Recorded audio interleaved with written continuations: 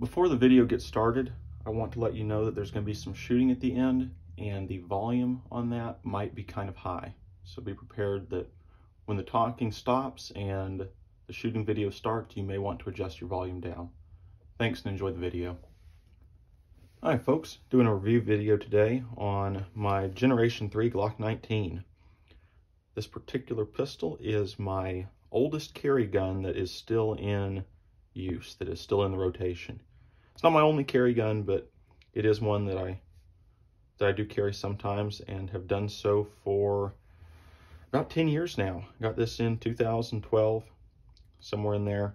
And it may have been later in 2012 or kind of early in 2022, but still about 10 years.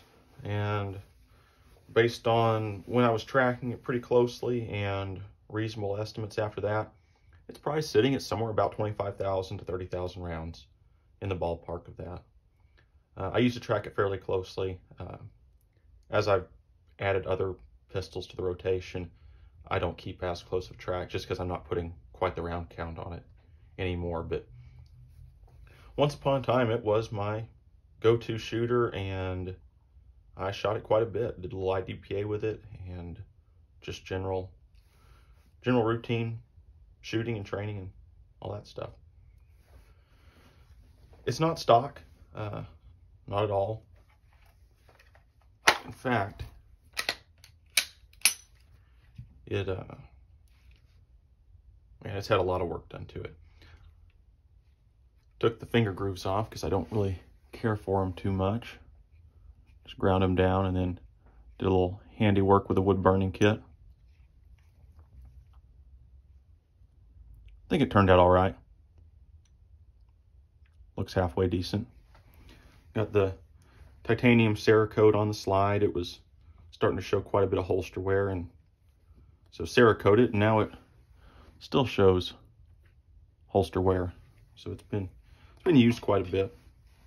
See, the back strap's getting all shiny from my hand rubbing on it and all that. It's got a Lone Wolff tool steel extractor, swapped out to the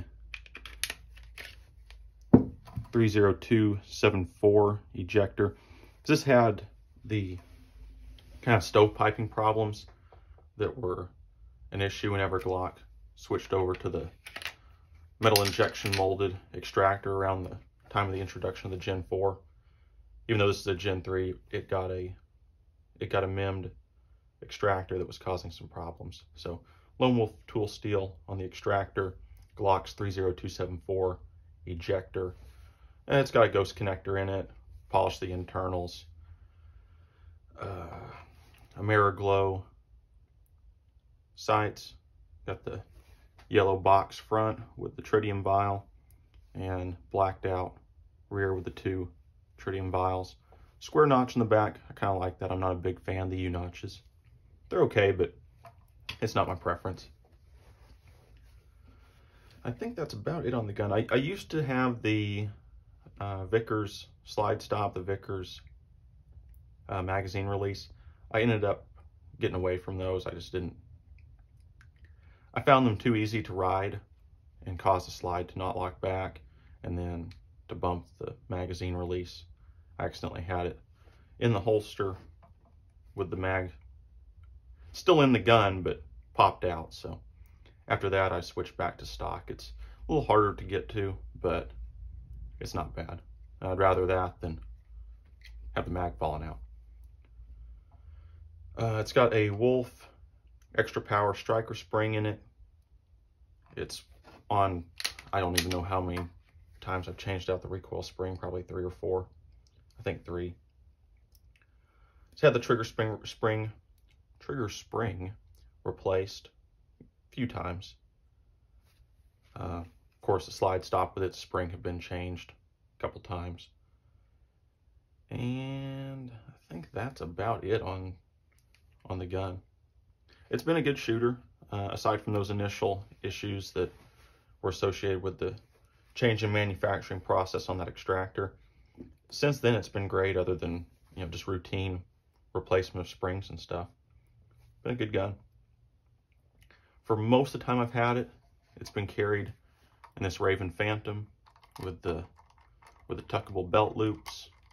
I don't think this was from Raven. If I remember right, this was initially, the rear loop here was initially mounted to the holster directly. And I found that when I went in for the draw, my fingers were hitting this sometimes, and it was just uncomfortable, and I didn't really care for that. So put this little piece of Kydex on here. I can't remember where I got it, but put that little piece of Kydex on there, and it made just getting in there a little bit easier. I can still kind of tap my pinky on it if I try to, but not a big deal really. Unfortunately, Raven has discontinued the Phantom, I think in 2018. But a really good holster. I've enjoyed it. Really nice fit.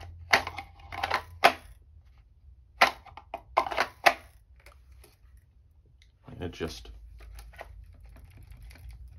doesn't rattle. Very, very secure, very snug.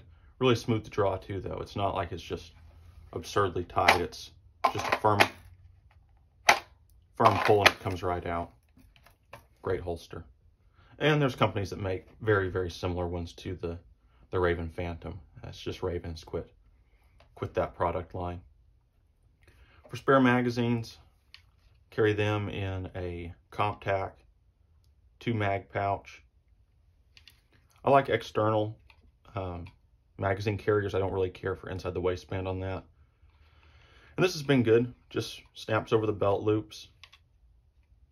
And has good retention.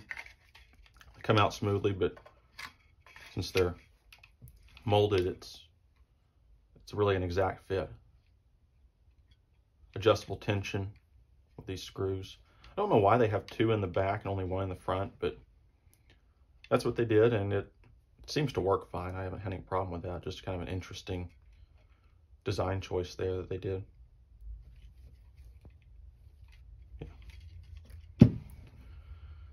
Usually what I do is if I'm going to carry the mag pouch, I carry it with Glock 17 mags in it and just keep the 15 round Glock 19 magazine in the pistol. This is an old mag. It's just one I had that was empty for this video.